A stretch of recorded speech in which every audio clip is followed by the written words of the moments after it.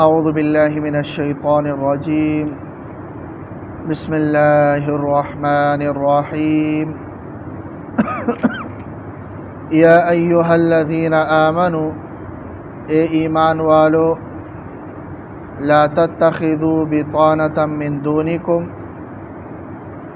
اپنے علاوہ کسی اور کو کسی اور سے رازدارانہ تعلق نہ بناؤ۔ اس آیت کا پس منظر بھی ہم نے کل بتایا تھا اور اس کی وجوہات پر بھی بات ہوئی تھی۔ تو رازدارانہ تعلق سے منع کیا ہے، لا یألونکم خبالا، کہ یہ لوگ تمہاری بدخواہی میں کوئی کسر نہیں چھوڑتے۔ یہ غیر مسلم اور خصوصاً یہود، تو انہی کے حکم میں ہوگا جو بھی غیر مسلم، چاہے وہ یہود ہو، چاہے وہ نصرانی ہو، ہندو ہو، جو بھی غیر مسلم مسلمانوں کو محض اس لیے کہ یہ مسلمان کیوں ہیں اور ہمارے مذہب پر کیوں نہیں ہے، اس وجہ سے وہ دلوں میں دشمنی پال رہے ہوں۔ ظاہر ہے دلوں کی دشمنی کسی نہ کسی موڑ پر اور موقع پر ظاہر ہو ہی جاتی ہے، تو ان کے ساتھ یہی برتاؤ کرنا چاہیے۔ اور ویسے بھی عام معاشرے میں بھی مسلمانوں میں سے بھی کچھ لوگ ایسے ہوتے ہیں جو محض اسی کوشش میں ہوتے ہیں کہ وہ کسی کو تکلیف پہنچائیں، کسی کی بدخواہی چاہیں، باتیں ڈھونڈتے رہتے ہیں کہ کسی طرح ہمیں کوئی موقع ہاتھ آ جائے، تو ان سے بھی احتیاط برتنی چاہیے، کیونکہ یہ حکم جو اللہ نے دیا ہے اس کی وجہ یہی ہے، صرف اس وجہ سے نہیں کہ وہ یہود یا نصارہ تھے تو اللہ نے حکم دیا، وجہ یہی ہے جو یہاں بیان ہوئی کہ لا یألونکم خبالا، وہ تمہاری بدخواہی میں کوئی کسر نہیں چھوڑتے۔ تو جو بھی ایسا بدخواہ ہو، انسان کو کسی نہ کسی موڑ پر اندازہ ہو ہی جاتا ہے، تو اس سے احتیاط برتنا یہ قرآنی حکم ہے۔ لا یألونکم خبالا، یہ تمہاری بدخواہی میں کوئی کسر نہیں چھوڑتے، ودوا ما عنتم، دل سے چاہتے ہیں کہ تمہیں تکلیف پہنچے، دل سے یہ چاہتے ہیں کہ تمہیں تکلیف پہنچے، تو یہ وجہ ہے ان سے رازدارانہ تعلق نہ بنانے کا۔ ہاں اوپر سے تعلق جیسے وہ رکھ رہے ہیں ایسے۔ قد بدت البغضاء من افواہہم، تحقیق ان کے منہ سے دشمنی اور بغض کی باتیں ظاہر بھی ہو چکی ہیں، یعنی اگرچہ وہ چھپاتے ہیں، ظاہر نہیں کرتے ہیں، لیکن انسان کب تک چھپائے گا؟ کوئی ایک ایسا موقع تو آ ہی جاتا ہے کہ باتوں میں دل کا بغض نکل آ ہی جاتا ہے، اور انسان کو اندازہ ہو جاتا ہے یہاں سامنے والا میرے بارے میں کیا سوچ رہا ہے۔ تو کئی مواقع پر ان کی زبان سے بھی ان کا بغض ظاہر ہو چکا ہے، اور وما تخفی صدورہم اکبر، جو ان کے دلوں میں پوشیدہ بغض ہے وہ تو بہت زیادہ ہے۔ زبان سے جو باتیں کبھی کبھار ظاہر ہو چکی ہے وہ تو دل میں موجود بغض کے مقابلے میں کچھ بھی نہیں، دل میں تو اس سے بھی زیادہ بغض ہے ان کا۔ تو اس وجہ سے یہ وجوہات ہیں ان کے ساتھ رازدارانہ تعلق نہ بنانے کی۔ تو جہاں پر بھی ایسا ہو، چاہے وہ یہود ہو، نصرانی ہو، ہندو ہو، اور پھر خود اپنے معاشرے میں، اسلامی معاشرے میں بھی اگر کئی ایسے لوگ ہوں کہ جن کو شریعت نے حکم دیا ہے دوسرے مسلمان کے لیے خیرخواہی کرنے کا، خیرخواہی سوچنے کا، جس کو شریعت نے حکم دیا ہے دوسرے مسلمان کی غیبت نہ کرنے کا، چغلی نہ کرنے کا، بدخواہی نہ کرنے کا، خیرخواہی کا، اور وہ یہ نہیں کر رہا اور بدخواہی کر رہا ہے اور تکلیف پہنچانے کے در پہ ہیں، تو اس سے احتیاط برتنا چاہیے اور اپنا راز اسے ہرگز نہیں دینا چاہیے۔ یہ قرآن کا حکم ہے۔ قد بینا لکم الآیات ان کنتم تعقلون، ہم نے تمہارے سامنے آیات کھول کھول کر بیان کر دی ہے، اگر تم سمجھ رکھتے ہو تو عقل اگر تمہارے پاس ہے تو تم واقعی سمجھ جاؤ گے کہ اللہ نے جو فرمایا ہے یہ بالکل درست ہے کہ ان کے ساتھ رازدارانہ تعلق نہیں ہونا چاہیے، اور جو اگرچہ ہمارے آباء و اجداد سے لے کر ہمارا تعلق ان کے ساتھ تھا، لیکن اللہ نے بتا دیا ہے کہ اسلام میں آنے کی وجہ سے وہ تمہارے ساتھ بغض رکھ رہے ہیں، تو بس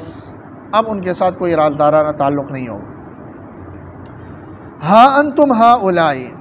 تحبونہم، حالانکہ تحبونہم تم ان سے محبت کرتے ہو،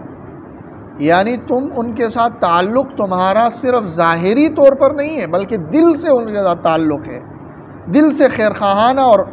مخلصانہ تعلق تمہارا ہے۔ ولا یحبونکم، اور وہ تم سے محبت نہیں کرتے، یعنی ان کا تمہارے ساتھ مخلصانہ تعلق والا رویہ ہے ہی نہیں، صرف ظاہری طور پر، حالانکہ ہونا اس کے الٹ چاہیے تھا کہ تم صرف ظاہری تعلق رکھتے اور وہ مخلصانہ تعلق دل سے رکھ لیتے۔ کیوں؟ اس لیے کہ تم ان کی کتابوں پر ایمان رکھتے ہو، تورات پر تمہارا ایمان ہے، انجیل پر تمہارا ایمان ہے، موسیٰ علیہ السلام پر تمہارا ایمان ہے، عیسیٰ علیہ السلام پر تمہارا ایمان ہے، داؤد علیہ السلام پر، زبور پر ایمان ہے، سلیمان علیہ السلام پر ایمان ہے۔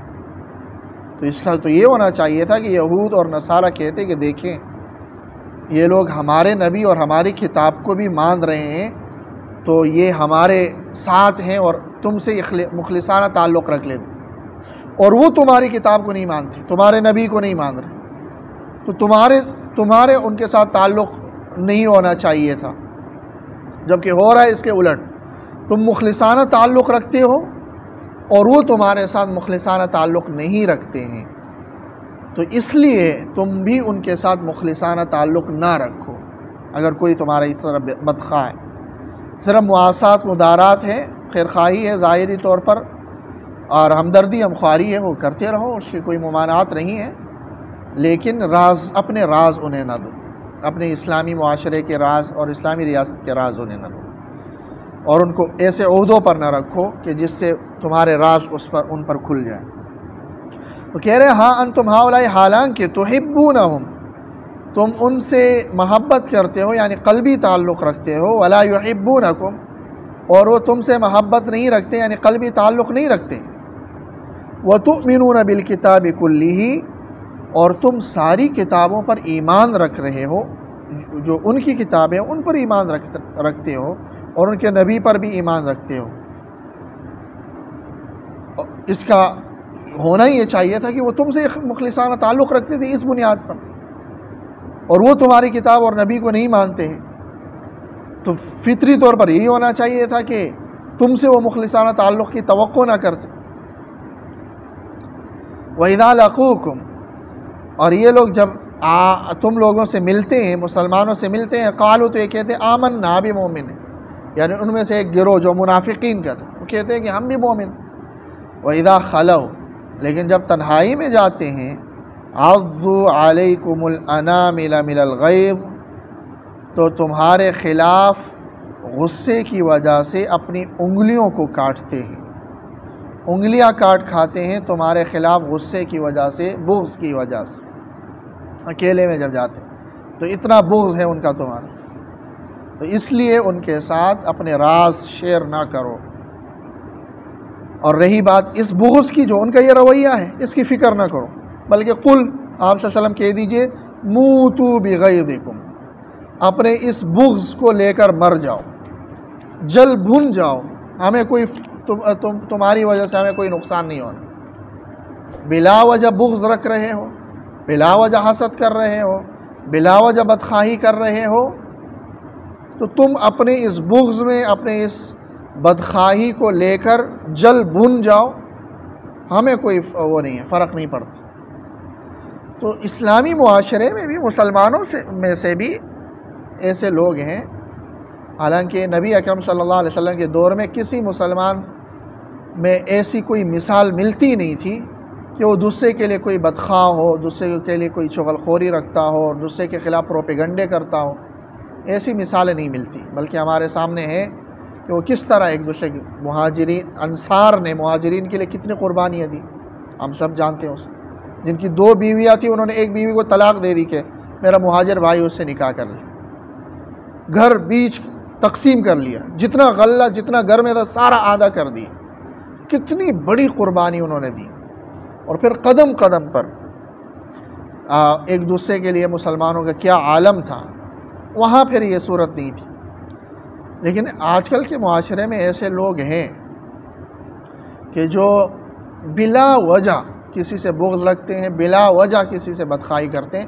اور قدم قدم پہ ہمیں ان سے واسطہ پڑتا ہے، اور زندگی میں کئی بار ہمارا ان سے وہ ہوتا ہے. تو ایسے لوگوں کی پرواہ نہیں کرنی چاہیے. وہ اگر بلا وجہ ایسا کر رہا ہے تو ان کو کہنا چاہیے موتوا بغیظکم، اپنے اسی بدخواہی کو لے کر، اسی بغض اور حسد کو لے کر جل بھن کر مر جاؤ، ہمیں کوئی نقصان نہیں ہے. ان اللہ علیم بذات الصدور، بے شک اللہ تبارک و تعالی دلوں کے بھیدوں کو بھی جانتا ہے. تم جانو اور اللہ جانے. میں نے تو تمہارے خلاف کچھ نہیں کیا، خواہ مخواہ میرے ساتھ بغض رکھ رہے ہو، بدخواہی کر رہے ہو، میرے خلاف پروپیگنڈے کر رہے ہو، چغلیاں کر رہے ہو، اللہ جانے اور آپ جانے. آپ کا اور اللہ کا معاملہ ہے، ٹھیک، مجھے کوئی نقصان نہیں ہے اور مجھے کوئی وہ نہیں ہے. ہاں میں یہ احتیاط کروں گا کہ اپنا راز اسے نہیں دوں گا، اپنا کوئی بھی راز اسے نہیں دوں گا، اپنی کوئی بھی کمزوری اس کے ہاتھ نہیں لگنے دوں گا. یہ قرآنی حکم ہے. اللہ تعالیٰ عمل کی توفیق. سبحانک.